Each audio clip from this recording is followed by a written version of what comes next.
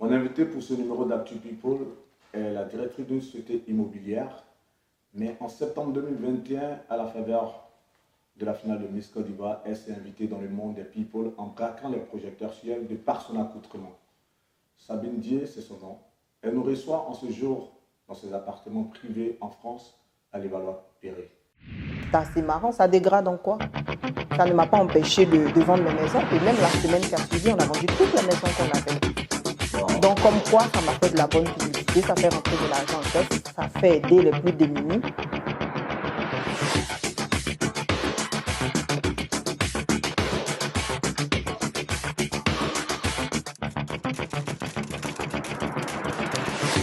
Bonsoir Sabine. Bonsoir Guillaume, Comment vas-tu? je vais très bien et toi? Ah, ça va. Ça va, par la grâce de Dieu. On est en fin d'année. Qu'est-ce qui t'amène à Paris? La fête de fin d'année, juste fêter en famille et puis rejoindre les plus proches. Ça s'est Donc bien voilà, passé? très très bien passé. Je souhaite au passage un joyeux Noël à tout le monde et puis bonne fête de fin d'année. Parfait. Ça commence bien parce que là, on commence avec une note festive. Mais on va revenir à cet accoutrement forcément. C'est resté un peu aujourd'hui ton identité référentielle. Hors Quelque catégorie. part. Quoi ça? Hors catégorie. Est-ce que c'était fait à dessein? Non, pas du tout. C'est une tenue que moi j'ai aimée, que j'ai achetée. Puis voilà, je me suis dit que je devais être toute belle, ce que j'ai fait. Mais tu as dû te dire quand même ça serait un atout marketing quand même pour toi. Pas forcément.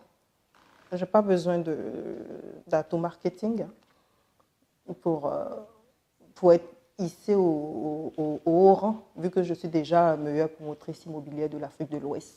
Et j'ai eu ce prix en Turquie. Donc, je me suis tout simplement très, très bien habillée. Mais lorsqu'il y a eu ce bruissement sur les réseaux sociaux tout de même, comment est-ce que toi tu as vécu tout cela? Très bien. Parce que comme on dit, quand on te chambre un peu ou bien quand on te bérait, comme ils disent les Ivoiriens, qu'on t'attache, ça veut dire qu'on t'aime. Donc, ils m'ont démontré leur amour. Voilà, tout simplement. Tes proches l'ont vécu aussi avec autant de philosophie comme toi tu l'as vécu? Mes proches me connaissent, donc ils savent déjà que j'aime j'aime être unique. Donc, ça n'a pas surpris tout le monde et puis j'aime beaucoup mettre la bonne ambiance. Donc, moi, chez moi, si on a ri, c'est que c'était bien. Cette bonne ambiance, on va dire cette zen attitude que tu cultives, tu la tires de quoi? De ton vécu, de ton enfance, de quoi? De tes expériences de vie? De par déjà mon éducation, le fait d'être posée, et puis aussi par le sport. Voilà, j'ai eu dans mon enfance des activités sportives qui emmènent à avoir une maîtrise de soi. Donc voilà un peu. Tu as pratiqué quoi comme sport? J'ai fait du judo. Ah, jusqu'à Donc, quelle ceinture? non, pas de ceinture. J'allais plutôt, parce que quand on est enfant turbulent, on a l'impression que quand on te met au judo, c'est plutôt pour t'emmener à être posé. Donc voilà ce que ça donne aujourd'hui. Enfant turbulent, tu as lâché le mot. Tu es né dans une commune très bruyante, à Djamé. Oui. Tu grandis comment? Dans quelle atmosphère? Je grandis dans une atmosphère de papa commandant de gendarmerie, donc très très strict. Et puis troisième fille, et puis la dernière, donc ça fait un peu le tout, hein. Enfant gâté, donc plutôt coquine, très très coquine. J'aimais bien embêter les autres. Vous habitez où au camp d'Arban, alors, du coup? Non, je suis née au 220 logements, mais j'ai grandi au plateau. Ok. Donc voilà. Raconte-nous un peu cette petite enfance, ce moment d'insouciance au plateau, avec les chauves-souris. Ces moments de bruit. Ouais. Ces moments d'insouciance, moi j'ai toujours fait comme un petit garçon. Voilà, mes copines jouaient à la poupée, moi je jouais au foot. J'aimais plutôt traîner avec les garçons. Jusqu'à aujourd'hui, mes meilleurs amis, c'est les garçons. Qu'est-ce que je peux vous raconter encore d'autre? Du coup, les écoles que tu as fréquentées? J'ai fait le loco. J'ai fait que des écoles privées. J'ai fait le loco. Et anecdote un peu, je me suis fait un peu remarquer dans toutes les écoles où je suis passée. Voilà. Tu te faisais remarquer comment? J'avais toujours tendance à, je ne sais pas, mes profs, les pauvres, hein. Je plains un peu mes enseignants. Je suis sûre qu'aujourd'hui, quand tu me vois, ils doivent bien rigoler parce qu'il y en a plein qui ne misaient pas beaucoup sur moi, vu la turbulence que j'étais un peu chef de groupe en fait. Tu étais provocatrice, leader quelque part? Toujours leader dans le groupe que je mène. Chef de groupe, sinon je ne fais pas partie du groupe. Donc provocatrice quand même par rapport à ton style vestimentaire ou peut-être par ton attitude, par Pas le mon look style, le surtout look que pas tu mon affichais style aussi. vestimentaire parce que je sais que je vais vous raconter une anecdote. Quand je suis arrivée en classe de seconde, mon premier jour d'école, quand je suis rentrée déjà dans ma tenue d'école, mais comment je peux appeler ça? Les autres élèves ont applaudi quand je suis rentrée dans la classe parce que ma tenue était différente. Tout s'explique à Donc ce ça moment. emmène un peu des fois de petites convocations, quoi. C'est ça. Et c'était quoi? Tu étais habillée comment? Sexy ou Non, pas sexy, mais ma jupe était différente. Si on dit de faire une jupe longue, moi je vais faire une jupe longue avec des froufrous. Voilà, un truc pour toujours me différencier des autres parce que j'aime être unique. Donc, quelque part, ce look, du moins, ce qui t'a mis en lumière lors de la finale de Miss Côte d'Ivoire, c'était un peu quelque part. Ça s'explique par le fait que toi, tu as toujours entretenu, on va dire, cette manière de te vêtir. Oui, on va dire ça comme ça. J'aime bien me démarquer, comme dans tout ce que je fais. J'étais très très bonne bosseuse à l'école, parmi les meilleures. Donc voilà. Tu excellais dans quelle matière?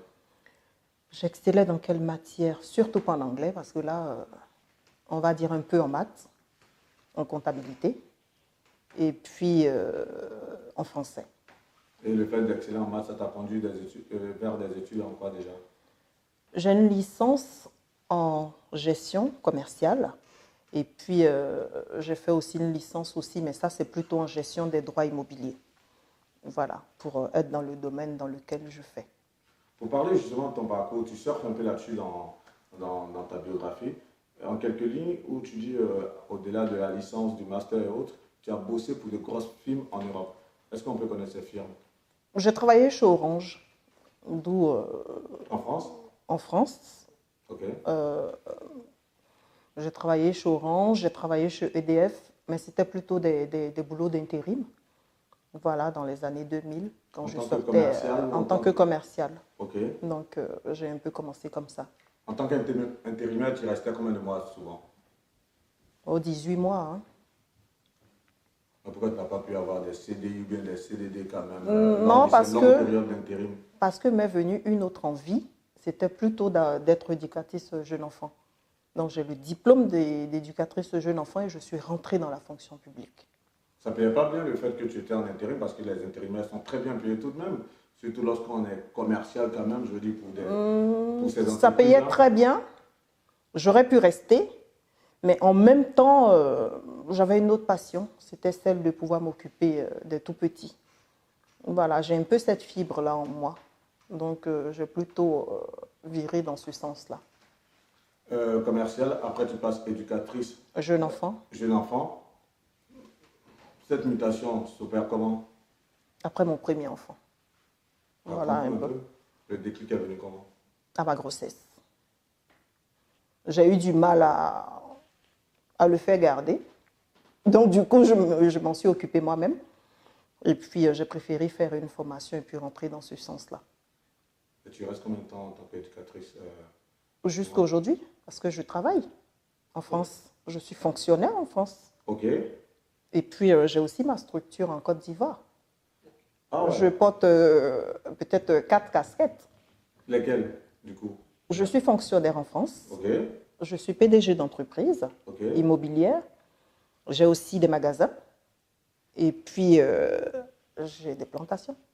Une femme d'affaires accomplie, apparemment, dans tous les domaines. Donc, en tout cas, dans tous les domaines. Tu restes combien de mois très souvent en France et combien de mois en Côte d'Ivoire?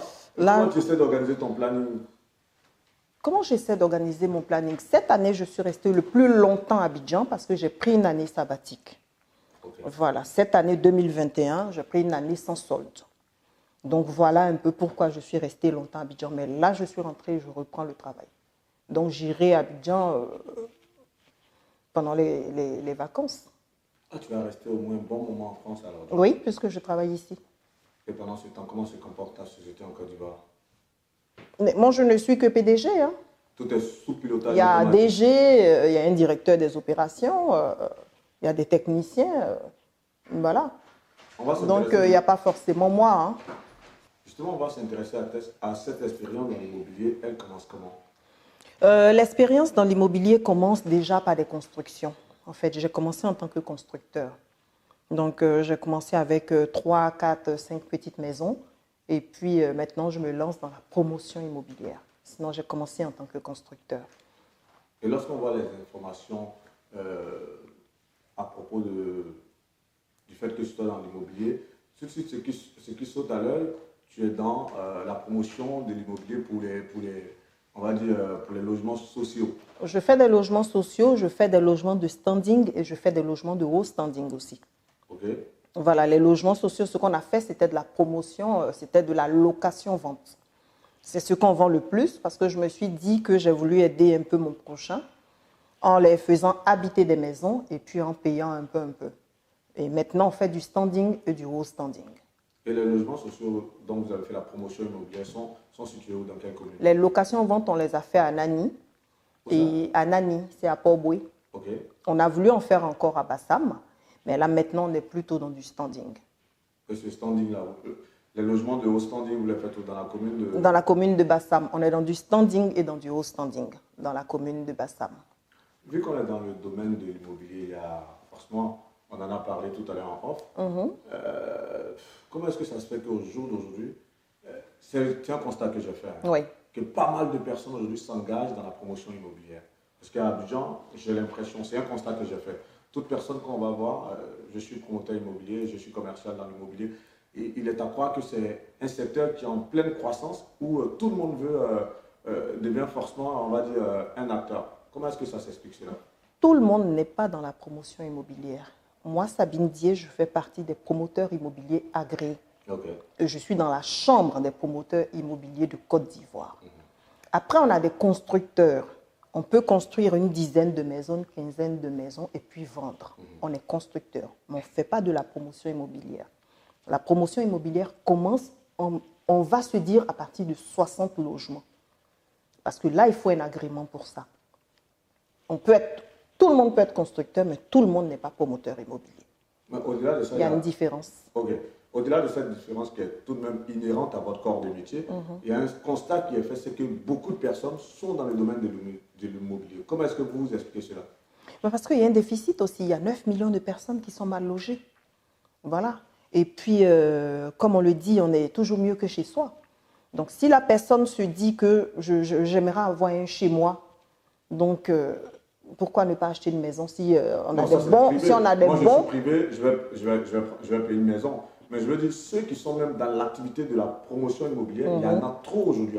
C'est un constat que j'ai fait. Il y en a beaucoup, ça c'est vrai. Voilà. Il y en a beaucoup. Et est-ce que le fait qu'il y a une pléthore de personnes dans ce domaine, est-ce que quelque part, il y a une certaine réglementation qui est suivie, ou bien c'est ce qui est à la base de pas mal de fraudes qu'on constate souvent par rapport aux personnes qui vont payer des terrains et autres? Terrain et maison, ce n'est pas pareil. Payer une maison, on va dans une structure reconnue par l'État, on paye une maison. Ça peut arriver qu'on ait un souci, on a un service juridique vers lequel on se tourne. Pour une structure qui est bien organisée, elle doit forcément avoir un service juridique. Et payer un terrain, c'est autre chose. Payer le terrain, on se fait arnaquer. Moi, je suis promotrice immobilière. Par contre, ça ne m'a pas empêché d'être arnaquée sur certains terrains. Parce que les gens vendent les terrains peut-être à 2, 3 personnes, voilà, différentes. Donc, quelles sont les personnes que tu indexes là quand tu dis que les gens vendent 2, 3 terrains? On a des personnes lambda qui vendent des terrains, qui peuvent vous dire, ben, je vous présente tel terrain et tout. Ben, vous pouvez l'acheter tranquillement, vous achetez le terrain, mais même jusqu'à l'ACD, vous avez des soucis après là-dessus. Est-ce que c'est parce que peut-être que le circuit est mal connu? Moi, le circuit est bien connu, mais c'est la personne qui achète qui doit bien se faire accompagner. Ça, c'est complètement différent. Sinon, tous les renseignements sont au ministère. Je vais quand même au passage saluer mon ministre de tutelle qui fait très très bien son travail. Quand vous voulez acheter un terrain, allez au ministère de la construction et prenez des renseignements pour voir si la personne qui vous vend ce terrain est bien inscrite là-bas. Si c'est son nom qui est là-bas. Faites toutes ces démarches-là avant de payer. Et c'est là qu'on arrive à se faire avoir. Ce que toi tu recommandes, c'est que ça commence d'abord par le ministère, c'est ça? Ça commence d'abord par mener des enquêtes déjà sur le terrain. Il y a des huissiers qui sont là, qui peuvent vous faire le travail pour voir est-ce que ce terrain n'est pas déjà vendu, il n'est pas déjà hypothéqué. Il n'y a pas 10 000 personnes là-dessus. Donc, c'est se faire accompagner qu'il faut. Cette thématique, elle est belle à développer. Je vais me l'expliquer. Par exemple, lorsqu'on va voir, dans un autre cas, par exemple, vu qu'on parle très souvent des attestations villageoises et que ce sont par exemple les chefs, les rois des différents villages. Je prends par exemple l'agglomération de ce qu'on appelle aujourd'hui le Grand Abidjan. Je prends un exemple tout simple. Par exemple, une commune comme Bergerville qui est dans le Grand Abidjan, on voit qu'il y a pas mal de villages ébriés. Vous allez peut-être voir une autorité coutumière ou un chef ébrié par exemple, il vous dira, les gens au lieu de venir commencer par le village d'abord, parce qu'on est un guide au village. Et le guide au village, bon, je prends un exemple tout bête, un certain monsieur Tant va vous vendre un terrain. Mais allez voir dans le guide au village, est-ce que c'est son nom qui est vraiment marqué dans le guide? Tout à fait. Quand son nom est vraiment marqué dans le guide au village, allez au ministère de la Construction pour voir est-ce que c'est vraiment encore son nom qui est marqué au ministère de la Construction. Menez d'abord vos investigations avant de payer. Ok. Il n'y a rien de tel que de prendre son temps. Ou quand on ne peut pas, on donne aux autorités compétentes, qui sont les huissiers, qui sont les notaires, qui sont là pour ça, pour mieux se faire accompagner. Mais est-ce qu'au-delà de toutes ces démarches qui sont vraiment conséquentes, qui sont données là par un expert du métier que tu es, il arrive souvent que des chefs de village se fassent flouer lorsqu'il va s'agir de délivrer par exemple l'ACD au niveau du ministère, où il y a pas mal de deals qui tournent souvent mal et on voit des personnes peut-être beaucoup plus fortunées et qui vont aller échoir les terrains à ceux qui sont censés être les garants de ces terres-là. Non, pas forcément. Non, il y a eu ces cas, hein, parce que j'ai mené l'enquête au fait, c'est pour ça que j'en parle. Bon, moi, je n'ai pas d'écho là-dessus, mais je ne crois pas. Toi, tu n'as jamais vécu ce cas? Non, pas encore. Je croise des doigts, j'espère que ça n'arrivera pas, mais non. Justement, la résultante de ce genre de dysfonctionnement fait croire et fait penser que la Côte d'Ivoire risquerait un jour de se retrouver véritablement dans un vrai conflit foncier. Est-ce que toi, tu as ce sentiment? Non, moi, je n'ai pas ce sentiment-là parce qu'on a quand même des structures qui sont très, très, très, très bien organisées. Et puis, non, je n'ai pas ce sentiment-là. Quand on se fait bien accompagner, il n'y a pas de raison qu'il y ait des problèmes. Voilà. Je n'irai pas dans le foncier parce que ce n'est pas mon domaine. Donc, je ne vais pas rentrer dans ce domaine-là. Mais pour moi, maintenant que j'ai bien compris les choses, que je me fais accompagner, voilà, il n'y a pas de raison de se faire arnaquer. C'est vrai que tu essaies de faire le distinguo entre le promoteur immobilier, le constructeur et autres. Tu fais très bien ce distinguo, mais est-ce que des problèmes n'existent pas véritablement dans le domaine de l'immobilier en Côte d'Ivoire? Dans le domaine de l'immobilier ou dans le domaine du foncier? Enfin, moi je prends un tour, hein, que ce soit le foncier, l'immobilier, entendant par là tout ce qui est processus d'acquisition de terrains, de construction et de mise en valeur de ces terrains-là. Non, mais en tant que promoteur... Parce que là, quand tu parles en tant qu'expert, c'est comme quelqu'un qui va faire le distinguo entre la communication et l'information. C'est deux corps de métier différents. C'est clair que là, quand tu parles en tant que promotrice immobilière ou encore en tant que constructrice, c'est deux corps de métier différents. Je l'entends très bien, mais parlons à une personne lambda qui ne saurait pas faire la différence. Une personne lambda s'en va acheter un petit 500 mètres carrés et puis pour construire sa maison. Promoteur immobilier, c'est des hectares que nous on achète. On les achète dans des structures bien organisées. Okay. Voilà, donc quand moi j'arrive comme ça, je dis je veux 3 hectares, je ne vais pas acheter 3 hectares chez un chef du village. Non, je vais aller dans des structures qui sont bien organisées pour leur dire je vais acheter 3 hectares, est-ce que vous en avez avec ACD? Et ces structures, c'est parce que je n'ai pas envie de citer on ne va pas faire de pub, mais on a des structures à Abidjan. Qui sont agréées. Qui sont agréées, qui sont là pour vendre des sites. Et puis la transaction se fait entre eux, le notaire. On ne parle pas de lotissement, c'est encore une autre chose. On parle d'un site qui est vendu. Okay. Je vais voir une structure, je lui dis, moi je vais acheter 3 hectares. C'est combien le mètre carré? Mais ce n'est pas à moi de faire ça, c'est à mon notaire maintenant de suivre tout ce qu'il faut faire. Avec le notaire de cette structure. Ces structures-là elles sont agréées par l'État. Les lotissements, c'est autre chose. Elles sont constituées comment? Comment elles font pour acquérir ces terrains-là, justement? Mais c'est des propriétaires qui viennent leur donner les terrains pour vendre. Un propriétaire qui n'a pas le temps, qui a 10 hectares à vendre, il confie à une structure pour vendre ces hectares-là pour lui. Moi, je contacte aussi cette structure pour dire, ben, j'ai besoin de ces 10 hectares. Et puis, ça se passe maintenant entre notaires. On n'a même pas besoin de se déplacer, on n'a même pas besoin de donner un coup de fil. Non, on a des équipes qui sont là, qui s'en occupent. À quel volume aujourd'hui on peut, on va dire, vous comptabiliser tout ce que vous avez pu acquérir comme espace pour en faire des promotions immobilières? Nous, on a accompagné au lotissement, donc ce qui fait qu'on a des hectares à Bassam. J'ai des hectares, parce que je vais parler au nom de l'équipe, à Bassam, à Jacquesville, et là, on est en train de prendre Songon. Donc, c'est des choses qu'on a mis en place, parce que d'abord, avant de faire une promotion immobilière, il faut être équipé au niveau du foncier. Et on confie ça à des bonnes structures. Pour être équipé au niveau du foncier, encore une autre belle thématique. Est-ce que tu peux nous développer ça terre à terre pour les personnes qui vont nous suivre? Parce que ce n'est pas des personnes qui connaissent le domaine vraiment du foncier, de l'immobilier et autres qui vont nous suivre. Est-ce que tu peux donner quelques petits détails? C'est quoi le foncier, l'immobilier? On se fait un petit cours comme ça. Hein? Même si oui, mais pour faire une promotion immobilière, déjà, il faut avoir un site. Ok. Bon, quand on n'a pas de site, quand je parle du site, il faut avoir la terre. C'est une fois qu'on a la terre, maintenant qu'on est en train de parler de promotion immobilière. Ok. Voilà, après on arrive dans la construction et puis après on arrive dans la vente. Et lorsque tu as parlé de foncier tout à l'heure, ça intervient à quel moment? Ça, c'est au niveau de la terre. C'est la terre qui est le foncier. Merci. C'est ce que je veux faire. C'est ce que je veux faire comprendre. Tu vois, c'est un peu... Parce qu'on ne peut pas vendre une maison si on n'a pas de terre. Il faut déjà commencer par la terre. C'est la base, en fait. Pour te prêter le mot, là, on parle de manière terre à terre.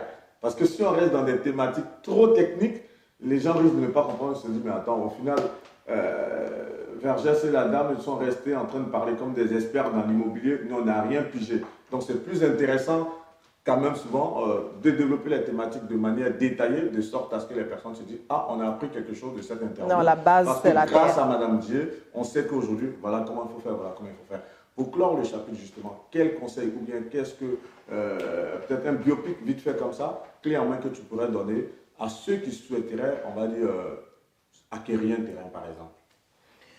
Ceux qui souhaiteraient acquérir un terrain, quel conseil je peux leur donner que je n'ai pas encore dit, c'est de bien se faire accompagner. De bien se faire accompagner. Les arnaqueurs, ça existe, c'est comme partout. Voilà, il y a plein de personnes qui vendent des terrains à Abidjan. Donc, allez dans des structures déjà agréées. Et puis, n'hésitez pas à prendre un huissier, n'hésitez pas à prendre un notaire pour vous faire accompagner, parce que très souvent, les gens n'ont pas envie de dépenser.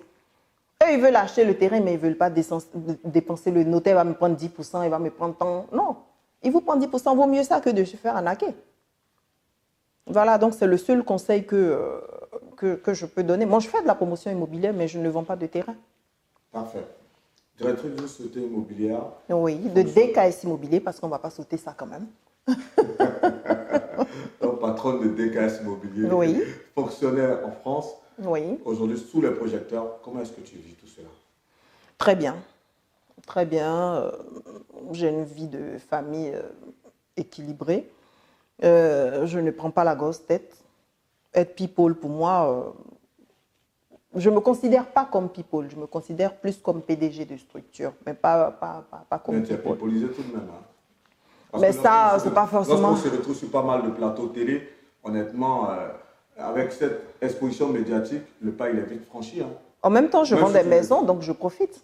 Bah voilà. Voilà, là je profite, j'ai des promotions immobilières sur Bassam, donc pourquoi ne pas faire des plateaux télé et puis vendre mes maisons? En même temps, tu profites pour faire... Voilà, en même temps, je profite aussi pour faire du marketing, du commercial. C'est ça aussi la femme d'affaires aussi. Tu as surfé sur du personal branding, de par ton image, tu vends tes activités, tout simplement. Je vends mes maisons tranquillement et puis ça se passe bien. Très bon filon. Qui t'a conseillé, on va dire, ces choix communicationnels? Ce choix communicationnel, plutôt, est-ce que ça a été un choix? Ça s'est plutôt imposé à moi. Donc, je n'ai pas pensé qu'en mettant tenue, j'allais être people. Et puis voilà. Non, mais au-delà de la tenue, il y a pas mal d'actions d'éclat que tu as pu poser par le passé. Parce qu'on sait que aussi tu es dans pas mal de tout ce qui est...